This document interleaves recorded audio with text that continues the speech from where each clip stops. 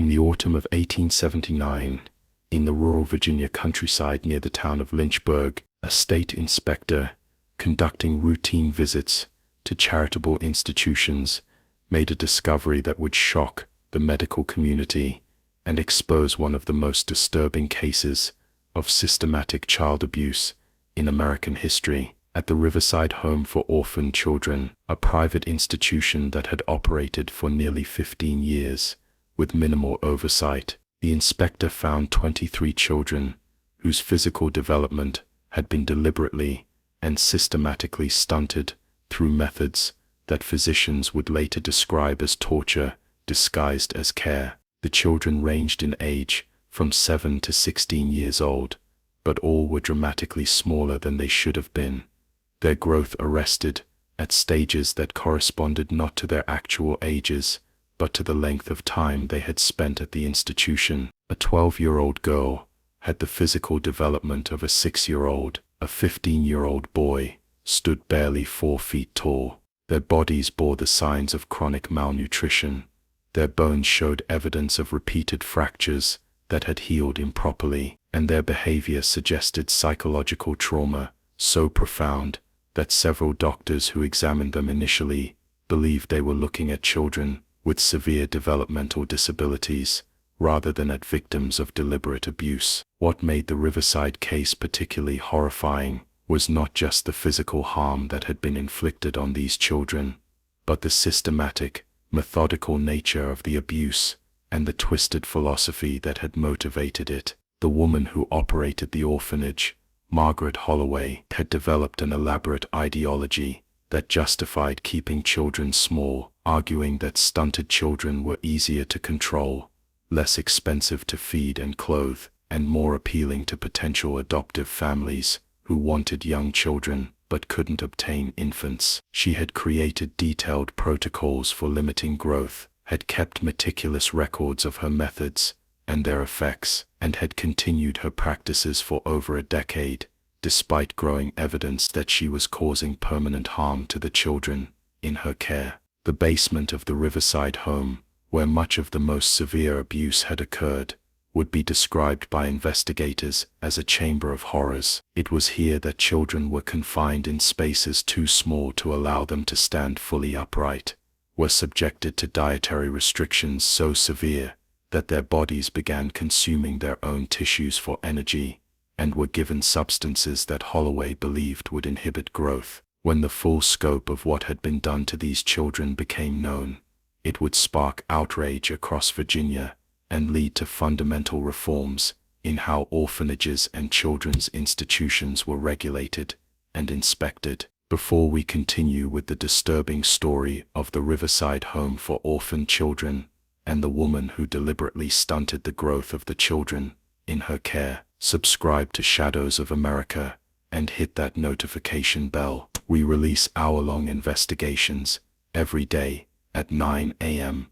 and 6 p.m. EST. Let us know in the comments what state you're watching from, and share this video with someone who needs to hear these forgotten stories. The Virginia that Margaret Holloway inhabited in the years following the Civil War was a state struggling with profound social and economic disruption. The war had devastated much of the region, destroying infrastructure, displacing populations, and creating enormous numbers of orphaned or abandoned children whose parents had been killed in the conflict or had died in the disease epidemics and economic hardships that followed. Churches, charitable organizations, and private individuals had established numerous orphanages and children's homes to address this crisis, but the sheer number of children in need far exceeded the available resources and capacity.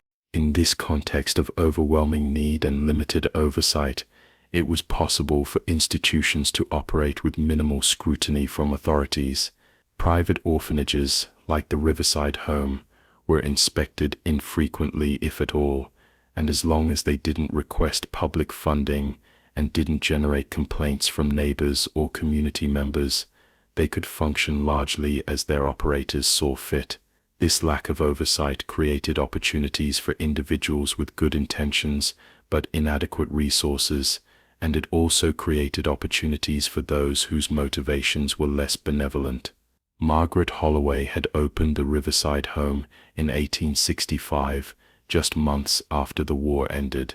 She was then 43 years old, a widow whose husband had died at the Battle of Chancellorsville in 1863. She had no children of her own, a circumstance that she attributed to a medical condition that had left her unable to conceive. Before the war, she had worked as a governess for wealthy families in Richmond, gaining experience with children and developing strong opinions about child-rearing and education. The war had left her without employment, as many of the families she had worked for had been financially ruined by the conflict.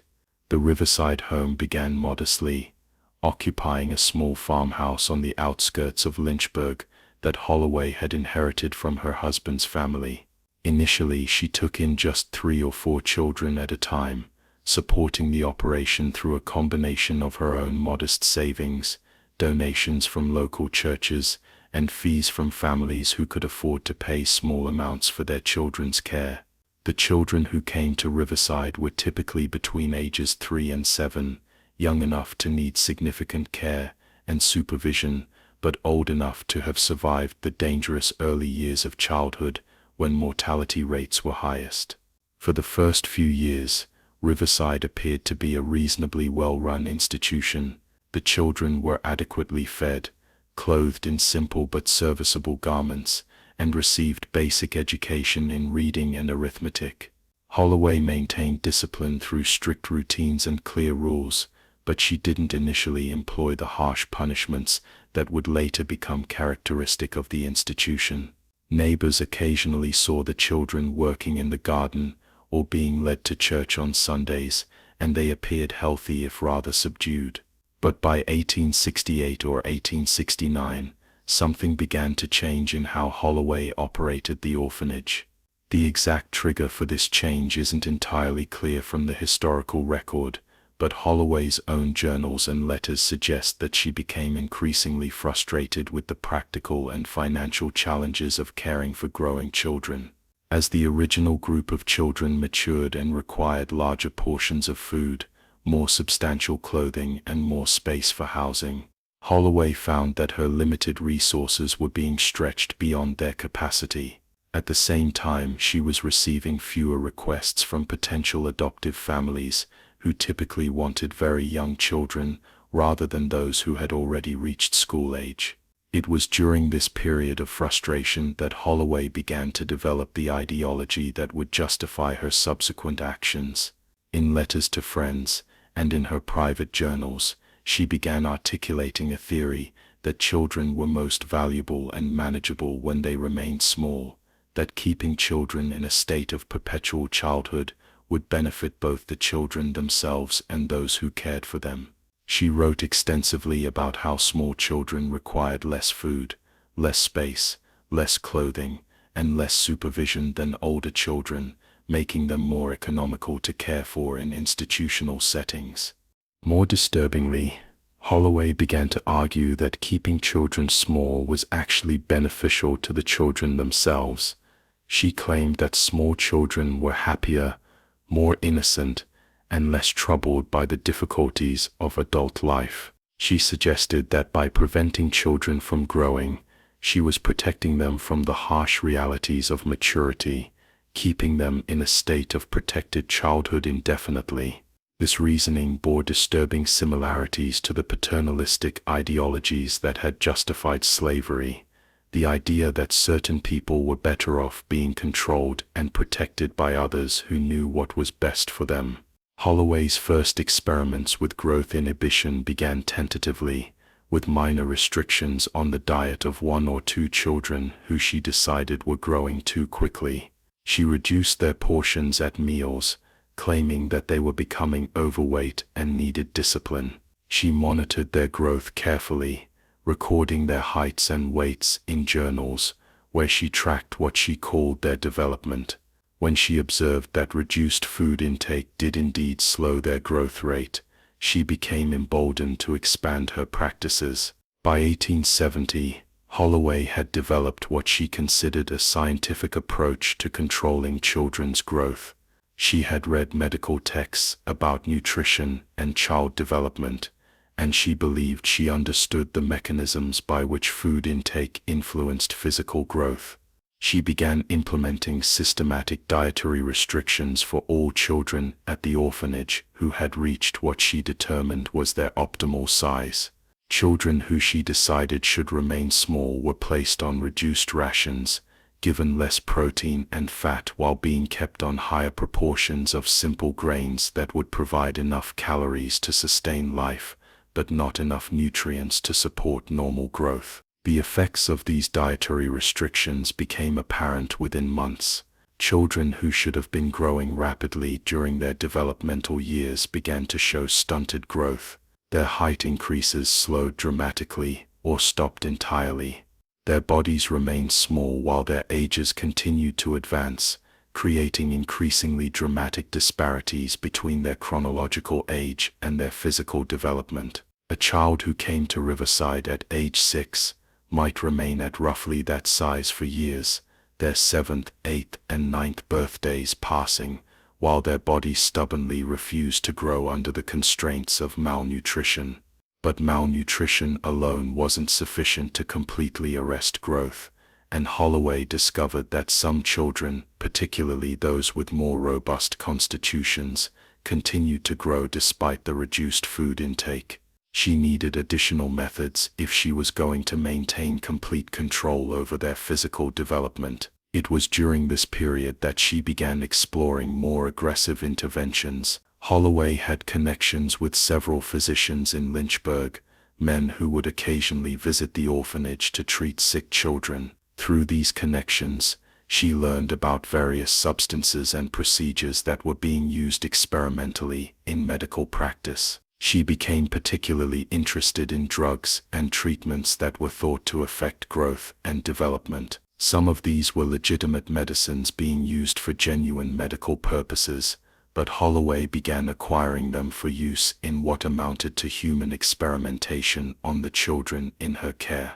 She obtained opiates and other sedatives that she administered to children on a regular basis, claiming that they helped manage behavioral problems, but actually using them to keep the children lethargic and inactive, which further reduced their caloric needs and slowed their growth.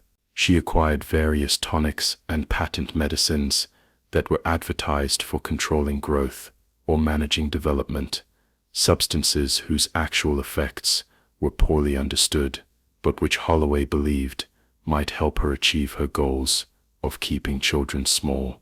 Most disturbingly, Holloway began experimenting with physical restraints and confinement as methods of limiting growth. She had read that extended bed rest could weaken bones and muscles, and she theorized that preventing children from exercising and stretching their bodies might inhibit their skeletal development.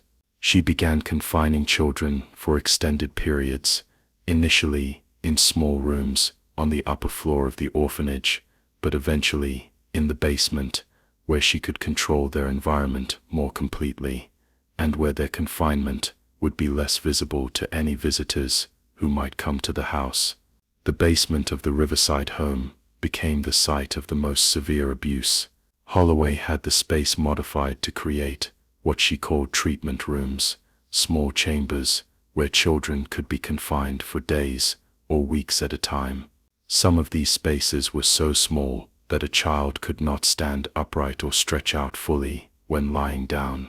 She claimed that this confinement was necessary for managing difficult children or treating various medical conditions, but in reality, it was a deliberate strategy for inhibiting growth by preventing normal physical activity and movement. Children who were confined in the basement were kept on even more restrictive diets than those in the main house. They were given minimal amounts of food, just enough to prevent starvation, but far less than what their growing bodies needed. They were denied sunlight, which Holloway believed might stimulate growth, and they were kept in positions that prevented them from stretching or exercising their limbs. The physical and psychological effects of this treatment were severe and long-lasting. By 1875, the Riverside Home housed 23 children, ranging in age from 7 to 16. Of these, at least 15 showed clear evidence of stunted growth that could not be explained by natural variations in development.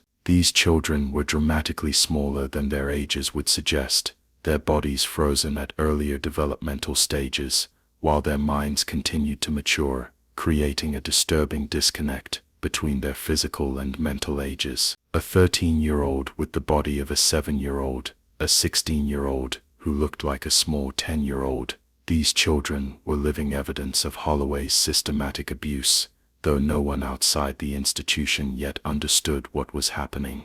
The children themselves knew something was wrong, but they had no framework for understanding what was being done to them, or why. Many had been at Riverside since early childhood, and had no clear memories of life before the institution. They knew they were hungry all the time, that confinement in the basement was terrifying, that their bodies ached in ways they couldn't explain. But they had been told repeatedly by Holloway that this treatment was for their own good, that they were special children who required special care, that the outside world wouldn't understand or accept them if they left the orphanage.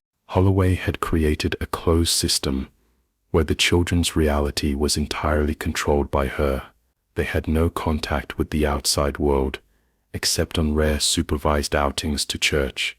They were not enrolled in local schools, with Holloway claiming that she provided adequate education within the institution.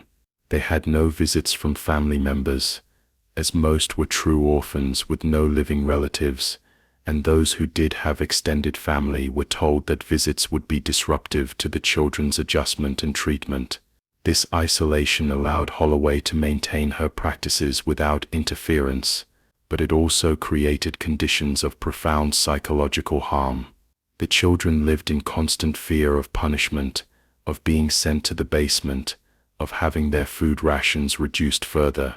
They learned to be completely passive and compliant, to never question or resist, because any assertion of will would result in harsher treatment.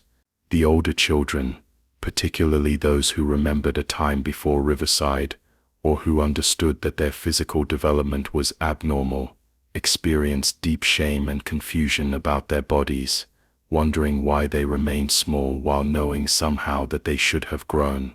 The situation at Riverside might have continued indefinitely if not for a combination of circumstances that finally brought outside scrutiny to the institution. In 1878, the Virginia legislature, responding to concerns about conditions in various charitable institutions across the state, passed a law requiring regular inspections of orphanages and children's homes. The law was poorly funded, and enforcement was inconsistent, but it did establish a framework for state oversight that hadn't existed before. In September of 1879, a newly appointed state inspector named Thomas Whitfield was assigned to conduct inspections of institutions in the Lynchburg area. Whitfield was a former teacher who had become involved in child welfare reform after witnessing poor conditions at several schools and orphanages. He took his responsibilities seriously and was more thorough in his inspections than many of his predecessors had been. When Whitfield arrived at the Riverside Home on September 23, 1879, Margaret Holloway initially tried to prevent him from entering, claiming that the children were ill and that a visitor might worsen their conditions. But Whitfield had legal authority to inspect the facility, and when Holloway continued to obstruct him, he enlisted the assistance of local law enforcement to gain entry. What he found once inside would lead to one of the most significant child welfare scandals in Virginia history. The first thing Whitfield noticed was the children themselves. 23 children were gathered in the main hall, apparently assembled for his inspection, but their appearance was deeply troubling. They were uniformly undersized for their stated ages.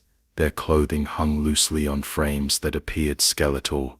Their faces showed signs of chronic illness and malnutrition, and their behavior was submissive to a degree that Whitfield found unnatural. When he asked children simple questions, they answered in whispers, constantly glancing at Holloway as if seeking permission to speak. Whitfield requested access to the children's sleeping quarters and was shown dormitory rooms that, while Spartan, appeared reasonably adequate, but he noticed that there were only 18 beds for 23 children, and when he asked about this discrepancy, Holloway claimed that some children were being treated for illnesses in a separate part of the building. When Whitfield insisted on seeing these treatment rooms, Holloway reluctantly led him to the basement. The basement of the Riverside Home was accessed through a heavy door in the kitchen that Holloway kept locked. The stairs leading down were steep and poorly lit. The space below was divided into several rooms, some used for storage, but others clearly designed for confinement. In 5 of these small chambers, Whitfield found children ranging in age from 9 to 14, according to the records Holloway was forced to produce. The conditions these children were living in shocked the inspector. The rooms were barely larger than closets, with low ceilings that prevented standing upright. There was no natural light, only dim illumination from oil lamps. The children were confined in spaces so small they could not move freely, could not exercise, could not do anything but sit or lie in cramped positions. They were emaciated, their bodies showing clear signs of severe malnutrition. Some had sores on their skin from lying in the same positions for extended periods. All appeared terrified when Whitfield entered their confinement chambers. When Whitfield demanded an explanation, Holloway claimed that these children had behavioral problems and required isolation for their own safety and the safety of others. But Whitfield had worked with troubled children throughout his career, and nothing about the behavior of these confined children suggested that they posed any danger. They were passive, submissive, and clearly traumatized. They flinched when approached, suggesting they expected punishment rather than rescue. Whitfield immediately ordered that all children be removed from the basement and brought upstairs. He then conducted individual examinations of each child, recording their names, stated ages, and physical conditions. What he documented would provide the basis for criminal charges against Holloway and would expose the full scope of what had been happening at Riverside for over a decade. The oldest child at the institution was a girl named Sarah, who Holloway's records indicated was 16 years old, but Sarah's physical development suggested she was no older than 10 or 11. She stood barely 4.5 feet tall. Her body was underdeveloped with delayed puberty, obvious even through her clothing, and her teeth showed signs of malnutrition that a dentist would later confirm had occurred over many years. When Whitfield spoke with her privately, Sarah revealed that she had been at Riverside since age 7 and had clear memories of growing normally for the first year or two, then gradually being placed under increasingly restrictive conditions as Holloway decided she was growing too much. Similar patterns emerged with other children. A 15-year-old boy named Michael had the physical development of an 8-year-old. A 13-year-old girl named Emma looked like a 6-year-old. The disparities between chronological age and physical development were so dramatic that Whitfield initially questioned whether Holloway's age records were accurate, but the children themselves, particularly the older ones, confirmed their ages and described watching years pass while their bodies remained frozen at earlier developmental stages. Whitfield also discovered Holloway's detailed journals, documenting her methods and their effects. She had kept meticulous records of each child's diet, confinement periods, medications administered, and growth measurements. These journals revealed the systematic nature of her abuse, showing that she had deliberately implemented protocols designed to stunt growth and had tracked the results with scientific precision. The journals also revealed her twisted reasoning, her belief that she was doing something beneficial for the children by keeping them small, by protecting them from the difficulties of growing up. Within hours of his inspection, Whitfield had contacted law enforcement authorities and medical professionals from Lynchburg. Margaret Holloway was arrested on charges of child abuse and assault. The 23 children were removed from the Riverside Home and placed in the care of other institutions, while arrangements could be made for more permanent placements. Several physicians were brought in to examine the children and document their conditions for what would become a criminal trial and a public scandal. The medical examinations conducted in the days following the rescue provided detailed documentation of what had been done to these children. Every child showed signs of chronic malnutrition, with weights far below what would be expected for their ages. Their bones were underdeveloped, and in many cases showed evidence of rickets, a disease caused by vitamin D deficiency that affects bone growth and strength. Several children had fractures that had healed improperly, suggesting that injuries had occurred during their confinement and had not received proper medical treatment. The children's growth plates, the areas of developing tissue near the ends of bones that are responsible for skeletal growth, were examined by physicians who found evidence suggesting that in some cases, these growth plates had begun to close prematurely, potentially meaning that even with proper nutrition and care, some of these children might never reach normal adult height. The long-term effects of the malnutrition and confinement they had endured might be permanent, irreversible harm that would affect them for the rest of their lives. The psychological damage was equally severe and perhaps even more difficult to treat. The children showed symptoms of what we would now recognize as complex trauma, displaying extreme anxiety, difficulty trusting adults, problems with emotional regulation, and in some cases, a profound sense of shame about their bodies. The older children, those who understood that their physical development was abnormal, struggled with questions about their identity and future. How could they function in the world looking like children when they had the minds and experiences of teenagers? How would they be treated by others who would judge them based on their appearance rather than their actual age and capabilities? The trial of Margaret Holloway began in January of 1880 and attracted significant public attention. The prosecution presented medical evidence of the harm done to the children, testimony from the children themselves about their experiences at Riverside, and Holloway's own journals, documenting her deliberate efforts to stunt their growth. The case seemed straightforward, a clear example of systematic child abuse that had been perpetrated over many years. But Holloway's defense attorneys mounted an argument that, while ultimately unsuccessful, revealed troubling attitudes about children, institutions, and the limits of parental or institutional authority. They argued that Holloway had not acted with intent to harm, that she had genuinely believed her methods were beneficial for the children in her care, and that she had been attempting to solve the practical problems of caring for orphaned children with limited resources. They pointed to the lack of clear standards or regulations for orphanages at the time, suggesting that Holloway could not be held criminally responsible for actions that violated no specific written rules. The defense also argued that the children at Riverside had been fed and clothed, had received basic education, and had been kept safe from the dangers of the outside world. They suggested that while Holloway's methods might have been unconventional, they were not fundamentally different from the discipline and restrictions that were common in many institutions of the era. This argument attempted to normalize what Holloway had done, to suggest that her systematic abuse was simply an extreme version of practices that were widely accepted.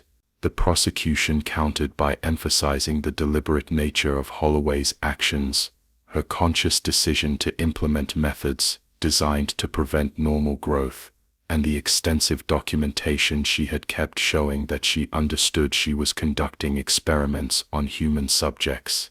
They argued that regardless of whether specific regulations existed, Holloway had violated fundamental principles of human decency and parental duty by deliberately harming children in her care.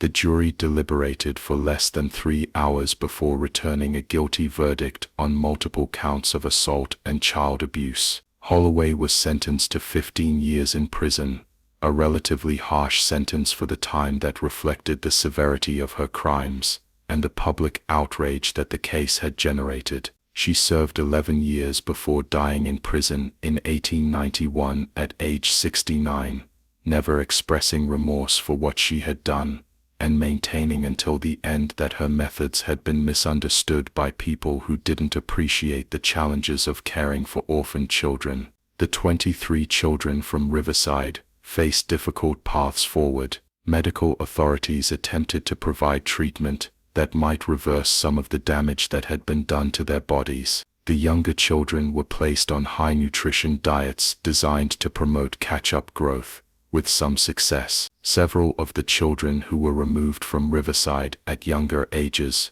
before their growth plates had closed completely, did experience significant growth over the following years, though most remained smaller than average for their eventual adult heights. The older children, particularly those who were already into their teenage years when rescued, experienced more limited improvement. Their growth plates had begun to close or had already closed, limiting how much additional height they could gain. Several would remain dramatically short for their entire lives, permanent physical evidence of the abuse they had endured. But even those who did grow faced challenges, as years of malnutrition had affected not just their height, but their overall physical development, leaving them with chronic health problems and reduced strength and stamina. Psychological recovery was even more difficult and took much longer. The children struggled with trust issues, with fear of authority figures, with shame about their bodies and their pasts. Several developed mental health problems that would persist throughout their lives. Others managed to build relatively normal lives, but carried trauma that would affect their relationships, their parenting when they had children of their own, and their sense of safety and security in the world. The Riverside case led to significant reforms in Virginia's oversight of children's institutions. The legislature passed stronger regulations, requiring more frequent and more thorough inspections, establishing minimum standards for nutrition and housing in orphanages, and creating mechanisms for children or concerned community members to report abuse. These reforms, while imperfect and incompletely implemented, did help prevent some future cases of institutional abuse and represented an important step in the development of child welfare systems. The case also contributed to broader national conversations about children's rights and institutional care. Newspapers across the country reported on the Riverside scandal, and reformers used it as an example of why stronger protections were needed for children in institutions. The case was cited in debates about adoption practices, orphanage regulations, and the role of state oversight in protecting vulnerable populations. But perhaps the most lasting impact of the Riverside case was its documentation of the harm that can be done when individuals with power over vulnerable people are allowed to operate without oversight or accountability. Margaret Holloway was not insane or acting impulsively. She was an educated woman who had developed a systematic approach to controlling children's growth, had implemented her methods with scientific precision, and had continued her practices for over a decade, because no one was checking on what she was doing behind closed doors. The children she harmed paid the price for society's failure to protect them, for the assumption that institutional care was inherently benevolent, and for the lack of systems to ensure that the vulnerable were not being exploited or abused by those who claimed to be helping them. Their suffering serves as a reminder that good intentions are not sufficient, that institutions require oversight, and that the most vulnerable members of society need active protection, not just passive assumptions that they will be treated well. In the years following the Riverside case, several of the survivors did eventually come forward to share their stories more fully. Sarah, the 16-year-old who had been at the institution longest, wrote a memoir in 1895, describing her experiences and reflecting on the long-term effects of what had been done to her. She described the constant hunger, the fear of confinement in the basement, the shame of remaining physically childlike while her mind matured, and the difficulties of trying to build an adult life in a body that looked like a child's. Her memoir, published by a small press and distributed primarily through reform organizations, provided one of the first detailed first-person accounts of institutional child abuse in American literature. She wrote with remarkable clarity about the psychological effects of being treated as an object of experimentation, of having her body manipulated without her consent, of being told repeatedly that abuse was care, and that her suffering was for her own good. Her words helped others understand the profound harm that institutional abuse could cause beyond just physical damage. Michael, the 15-year-old boy, who had appeared to be 8 years old when rescued, took a different path. He was eventually able to gain some additional height as he received proper nutrition, though he remained short for the rest of his life. He became involved in reform work, advocating for better oversight of orphanages and stricter standards for child care. He testified before legislative committees and spoke at public meetings about his experiences at Riverside, using his story to push for changes that might prevent other children from suffering similar fates. Not all the Riverside survivors fared as well. Several struggled with addiction to alcohol or opiates in adulthood, possibly related to the substances Holloway had given them during their confinement.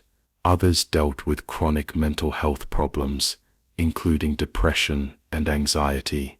A few ended up in psychiatric institutions or prisons, unable to function successfully in society after the trauma they had endured during their developmental years. The Riverside Home itself was demolished in 1883, with community members feeling that the building was too associated with horror to be used for any purpose. The land was sold and eventually became part of a farm that operates to this day. There is no marker or memorial to indicate what once stood on that site, or to commemorate the children who suffered there. But the case itself remains in historical records, in medical journals that documented the effects of deliberate growth stunting, in legal records of the trial, and in the personal papers and memoirs of survivors. It serves as a case study in institutional abuse, a reminder of what can happen when power over vulnerable people is exercised without oversight or accountability, and evidence of the resilience of the human spirit in the face of systematic cruelty. The story of the Riverside Home for Orphaned Children forces us to confront uncomfortable questions about how we protect the vulnerable, about the assumptions we make about institutional care, and about the importance of oversight and accountability. Margaret Holloway was able to abuse children for over a decade because society had created a system where she could operate behind closed doors, where no one was checking to ensure that children in her care were being treated humanely, where victims had no voice and no way to escape. The reforms that followed the exposure of the Riverside case were important steps toward preventing similar abuse, but they were not sufficient. Throughout American history, from orphanages to reform schools to foster care systems, institutions that care for vulnerable children have sometimes become sites of abuse rather than protection. The Riverside case reminds us that eternal vigilance is required, that systems of oversight and accountability must be constantly maintained and improved, and that we can never assume that the vulnerable are safe simply because they are in institutional care.